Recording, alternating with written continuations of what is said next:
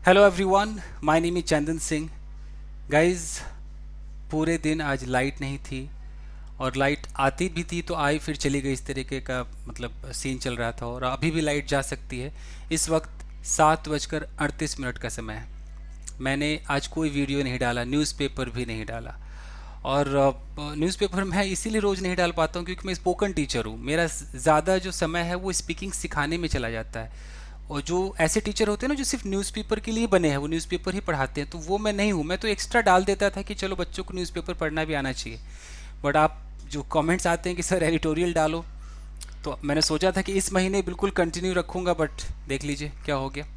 Anyways, अभी light आई है तो मैं कोशिश करता हूँ।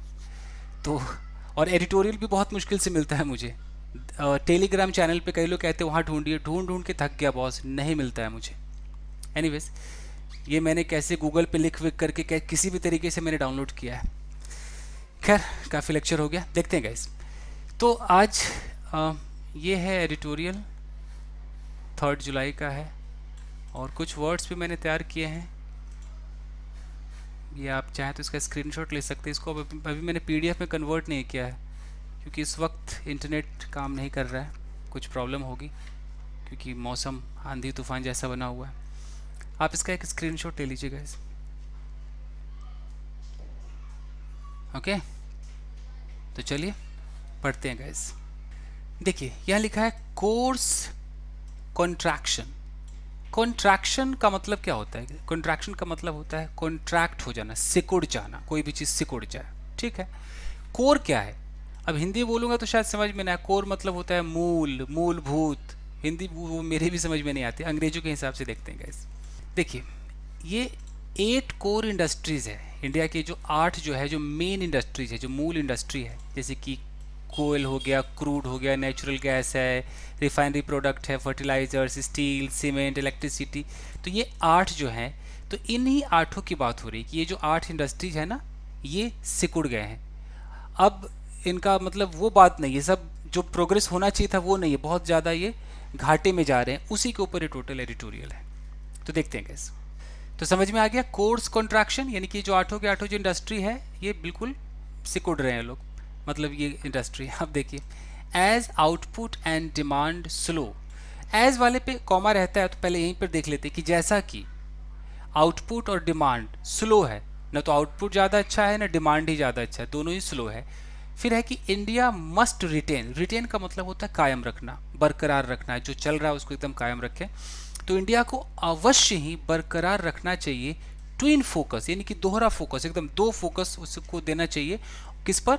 ऑन द पैंडमिक, यानी कि महामारी पर, एंड इकोनॉमी, और इकोनॉमी पर। तो समझ गए? क्योंकि भाई ये यहाँ पर क्या है कि आउटपुट भी स्लो है और डिमांड भी स्लो है, जो कोर इंडस्ट्री है। तो जब दोनों ही स्लो है तो इंडिया को अब डबल काम करना है। पैंडेमिक पे तो जोर दे ही रही है, काम कर ही रही है, अब उसे इकोनॉमी पे भी उतना ही फोकस देना है। यहाँ तक क्लियर है? आगे देखते हैं। देखिए, output in the 8 core industries suffered an overall contraction for a third straight month in May। फिर कॉमा पे रुक जाते हैं, देख लीजिए। सफर्ड आपका वर्ब है तो वर्ब से पहले क्या होगा? सब्जेक्ट होगा। तो ये आउटपुट से लेकर के इंडस्ट्रीज तक आपका सब्जेक्ट है। और इस तरह के सब्जेक्ट को हम क्या बोलते हैं? नाउन फ्रेज कहते हैं। नाउन फ्रेज क्या होता है? एक नाउन होगा और बाकी मॉडिफायर्स होंगे, तो प्री मॉडिफायर्स होंगे या पोस्ट मॉडिफायर्स होंगे, मतलब वही प्रेपोजिशनल फ्रेजेस लगे होते हैं। देखिए, output in the 8 core industries, यानी कि जो 8 कोर इंडस्ट्रीज है, जो मेन इंडस्ट्रीज है, उसका जो आउटपुट है सफर्ड। सफ़र का मतलब है झेलना।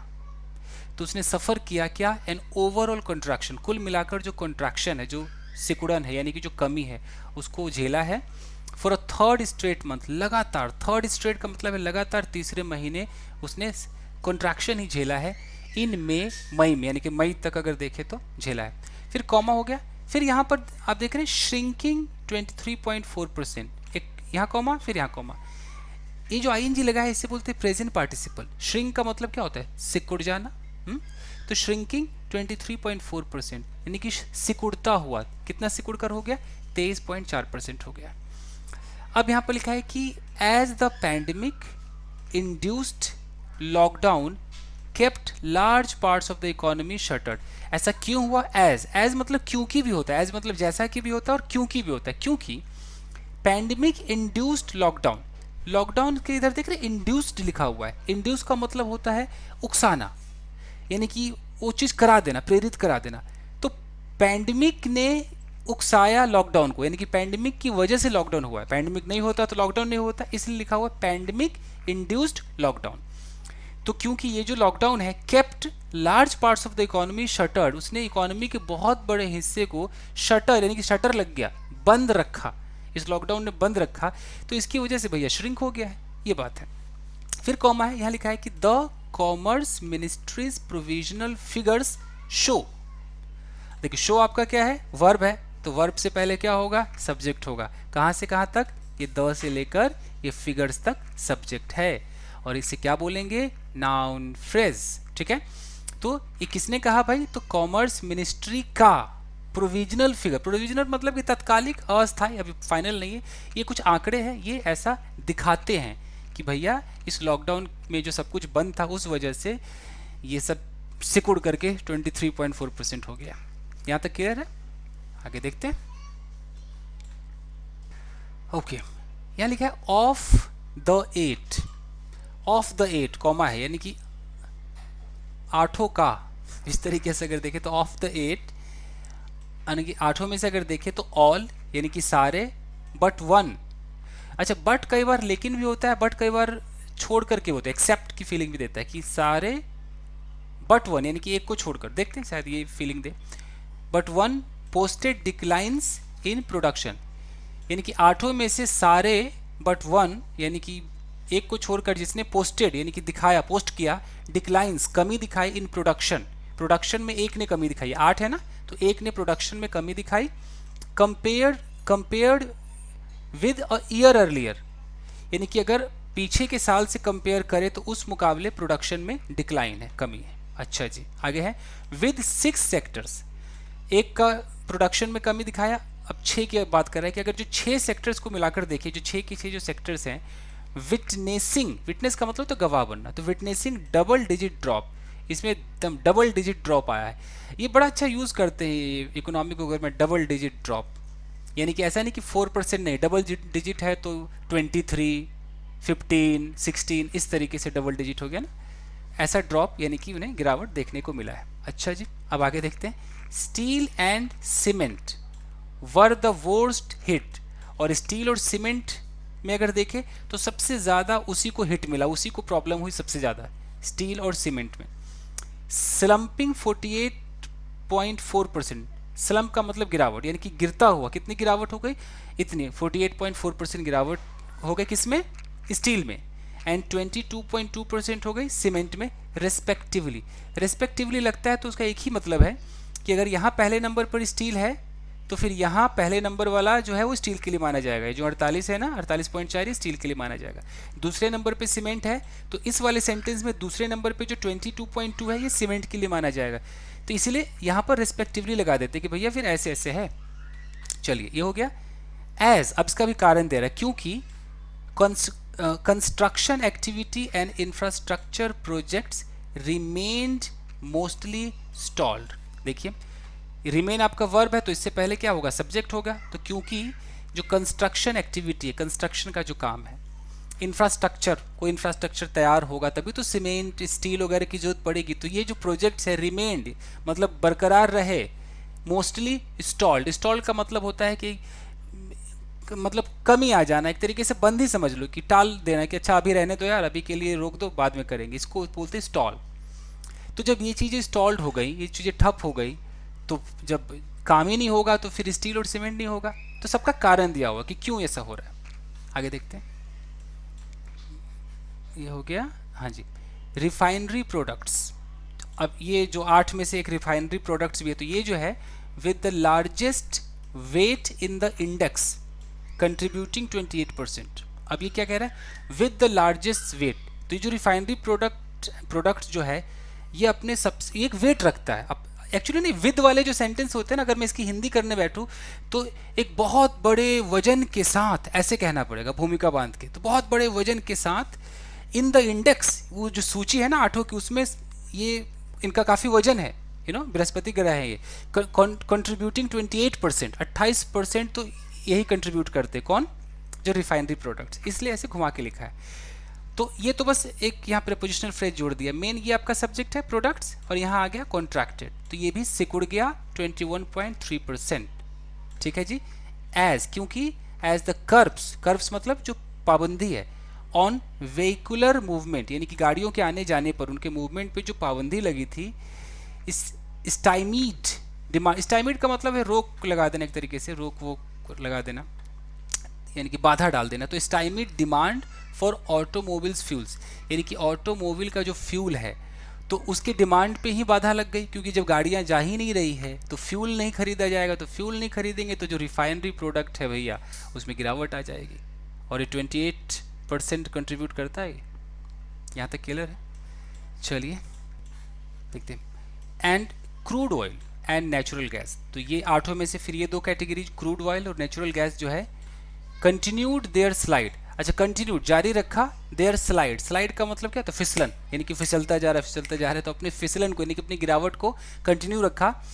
एडिंग टू द प्रॉब्लम्स, अब ये देखिए प्रेजेंट पार्टिसिपल, सेंटेंस को समझिए, एडिंग टू द प्रॉब्लम्स यानी कि प्रॉब्लम्स में जोड़ते हुए, प्रॉब्लम पहले से है उसमें और ये भी जुड़ गए बेचारे, ये भी प्रॉब्लम में जुड़ गए, तो प्रॉब्लम है ही उसमें, क्रूड ऑयल भी जुड़ गया, नेचुरल गैस भी जुड़ गया, क्योंकि इनकी भी गिरावट हो रही है।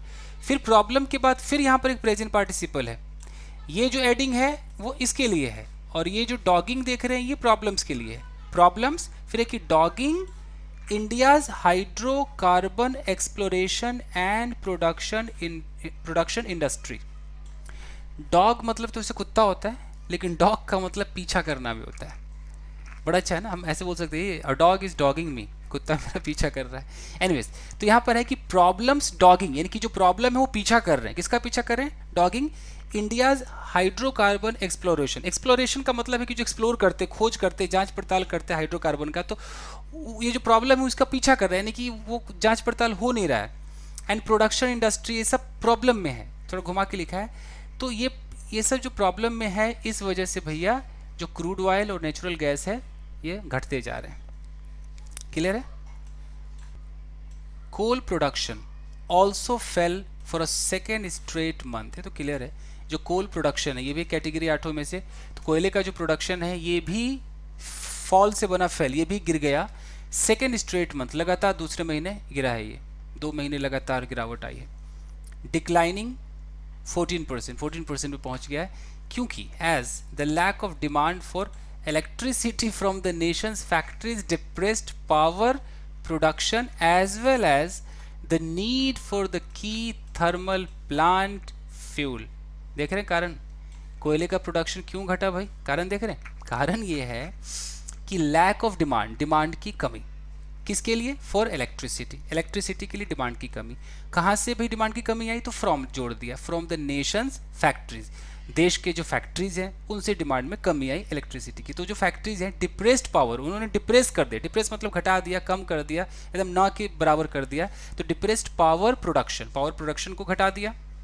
As well as the need for the की थर्मल प्लांट फ्यूल, और थर्मल प्लांट फ्यूल के लिए जो नीड होता है वो भी डिप्रेस हो गया। तो जब ये होगा ही नहीं तो फिर कोयले का प्रोडक्शन कहाँ जाएगा, जब बिजली ही नहीं है तो कोयले का प्रोडक्शन क्या है, इसलिए इसमें भी गिरावट आ गई। ठीक है जी, चलिए देखते हैं। Output of electricity fell 15.6%, electricity का आउटपुट भी गिर गया 15.6%, और slight improvement from April 23% slump.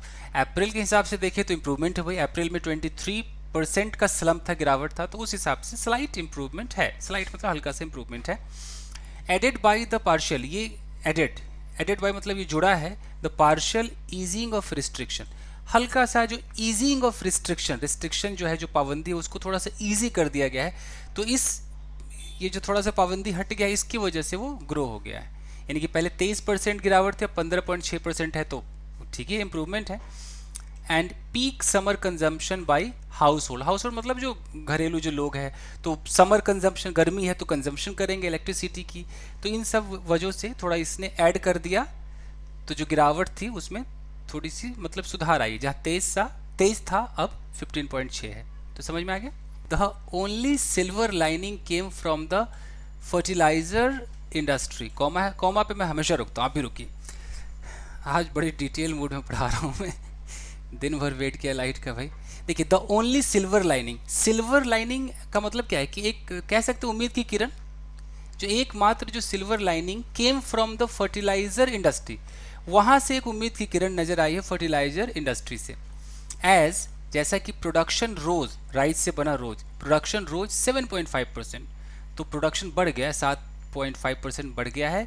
Reversing the slump, reverse कर दिया उस गिरावट को, seen in the preceding 2 month, seen जिसको देखा गया, एक्चुअली है ना, पास्ट पार्टिसिपल लगा दिया इन्होंने, जो लिखते हैं उन्होंने पास्ट पार्टिसिपल लगाया कि रिवर्सिंग द स्लम्प, स्लम्प के बाद सीन कर दिया, अगर इसको बड़ा करे तो स्लम्प विच वॉज सीन, अगर क्लॉज डालते तो विच वॉज सीन होता, तो इसको पार्टिसिपल फ्रेज बना दिया कि scene in the preceding 2 months, preceding मतलब पहले वाले 2 महीने में जो स्लम्प देखा गया था, तो उसको रिवर्स करके अभी प्रोडक्शन बढ़ा है 7.5%। एंड सिग्नलिंग रोबस्ट एक्टिविटी, और सिग्नल भी दे रहा है, संकेत भी दे रहा है रोबस्ट एक्टिविटी का। रोबस्ट का मतलब क्या होता है?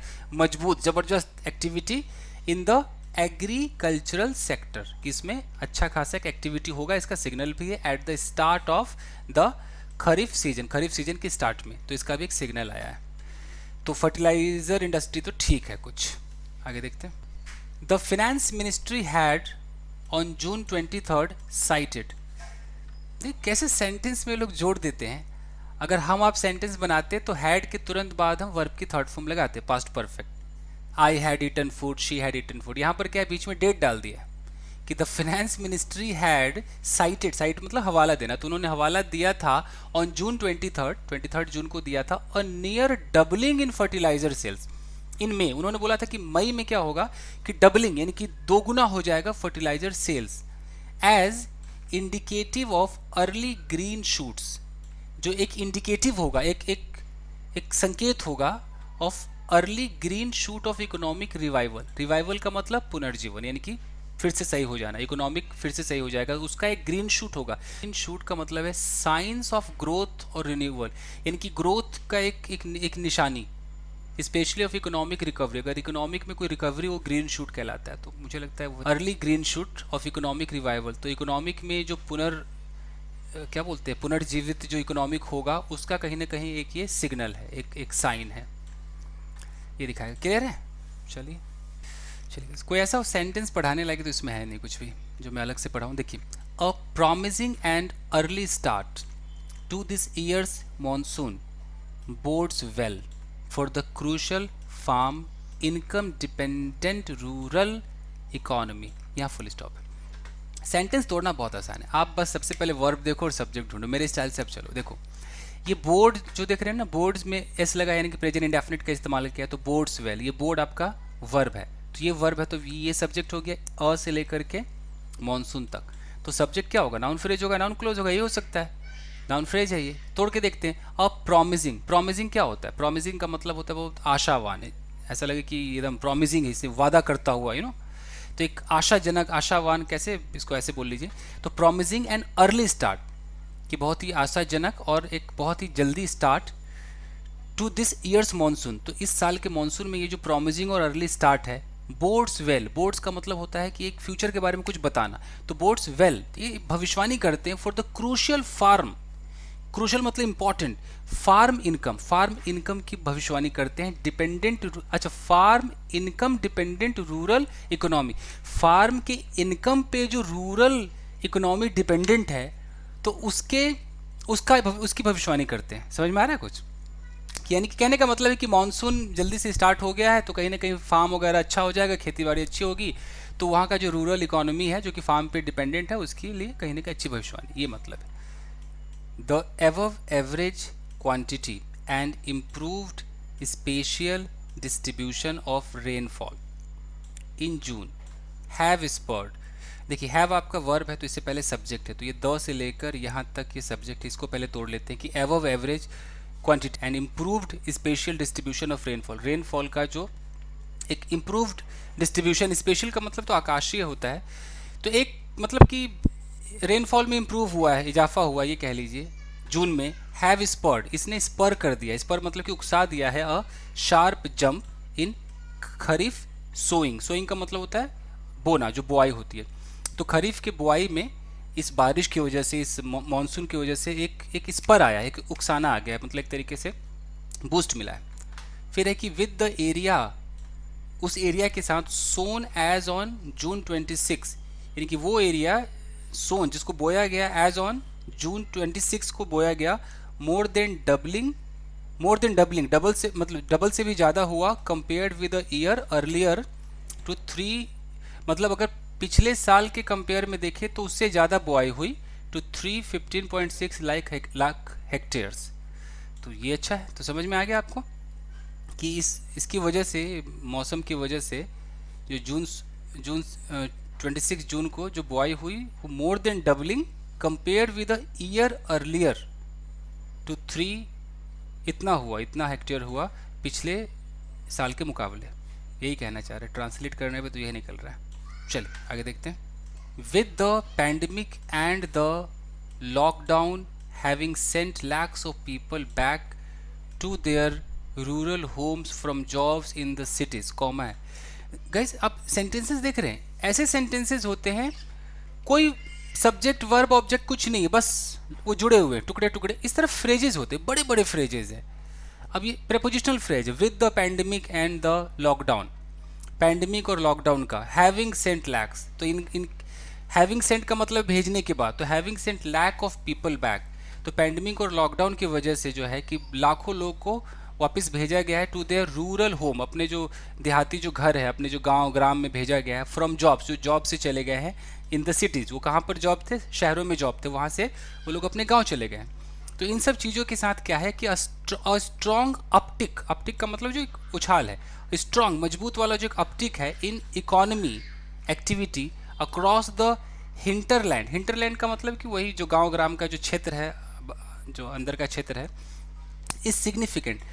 तो कहीं ना कहीं कि वहाँ पर एक उछाल मिलेगा, a strong uptick in economy activity across hinterland, तो हिंटरलैंड के चारों तरफ जो है एक इकोनॉमी में एक स्ट्रॉन्ग अपटिक देखने को मिलेगा, वो सिग्निफिकेंट और महत्वपूर्ण होगा।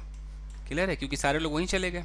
Still much will depend on the monsoon staying its course, देखिए स्टिल, फिर भी मच विल डिपेंड, अधिक से अधिक जो डिपेंड करेगा ऑन द मॉनसून, मॉनसून पर, staying its course, staying its course का मतलब है कि वो अपने एक उस अपने इफेक्ट में है, अपने वो चरम सीमा पे है। तो समझ में आ गया कि अभी भी मच विल डिपेंड, अधिक से अधिक जो है वो निर्भर करेगा on the monsoon staying its course, यानी कि मॉनसून जो अपने पूरे इफेक्ट में है उस पर ये सारा जो है वो निर्भर करेगा। चलिए, also there is a danger to the farm sector, और फार्म सेक्टर में भी एक डेंजर है, स्पेशली इन वेस्टर्न, खासकर western, central and northern India.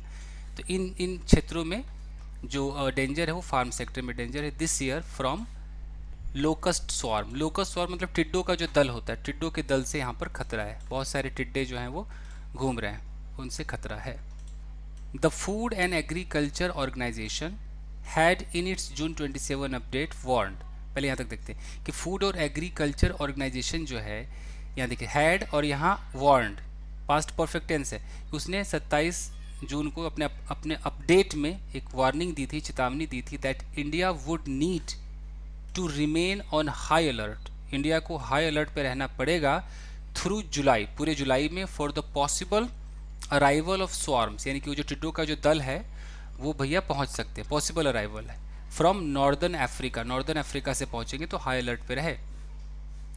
देखते हैं the latest PMI data from researchers, अब ये पीएमआई का फुल फॉर्म मुझे नहीं पता, जो लेटेस्ट जो डेटा है रिसर्चर से, IHS market also paints a less than promising outlook, paints a less than promising कि उतना प्रॉमिसिंग नहीं है, तो एक तरीके से एक आउटलुक, एक दृष्टिकोण देते हैं फॉर मैन्युफैक्चरिंग के लिए, विच कॉन्ट्रैक्टेड अगेन इन जून, जो जून में कॉन्ट्रैक्ट हो गया था, albeit at a softer pace, हालांकि एल्बिट का मतलब हालांकि सॉफ्टर स्पीड कम थी, बट वो कहीं ना कहीं जो मैन्युफैक्चरिंग है वो कॉन्ट्रैक्ट हो गया था।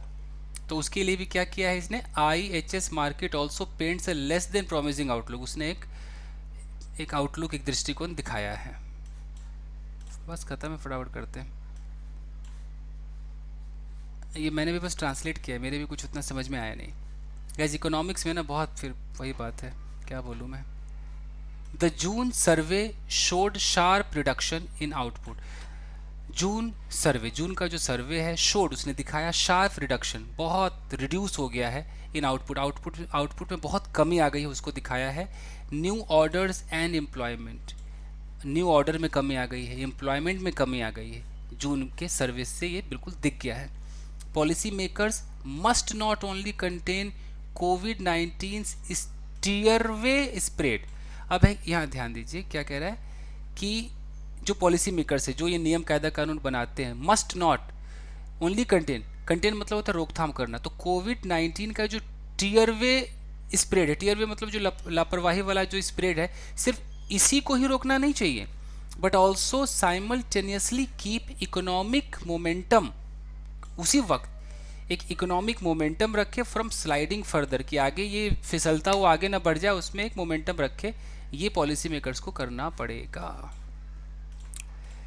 तो गाइज मैंने बस कैसे कैसे आपको जैसे तैसे ट्रांसलेट कर दिया है, और आई होप कि आपके समझ में आया होगा। मैं फिर से कहूँ कि जब भी इकोनॉमिक्स वाला आएगा तो मुझे प्लीज़ माफ़ करें, मेरा इकोनॉमिक्स में बिल्कुल भी इंटरेस्ट नहीं था पहले भी, और कुछ समझ में मेरे आता ही नहीं है, मैं बस ट्रांसलेट कर सकता हूँ। अब मैं खुद अगर इकोनॉमिक्स पढ़ूँ तो पूरा वक्त लगेगा, मैं क्या क्या करूँ, मतलब मैं सिर्फ एक स्पोकन टीचर हूँ, मैं इंग्लिश बोलना सिखाता हूँ, और मैं किसी भी चीज़ को ट्रांसलेट कर सकता हूँ, बट ज़्यादा ये सब नॉलेज नहीं है मुझे। आई होप कि आप समझ गए होंगे। तो बस गाइस, मिलते हैं अगले वीडियो में। Till then take care, keep practising and have fun. Thank you guys.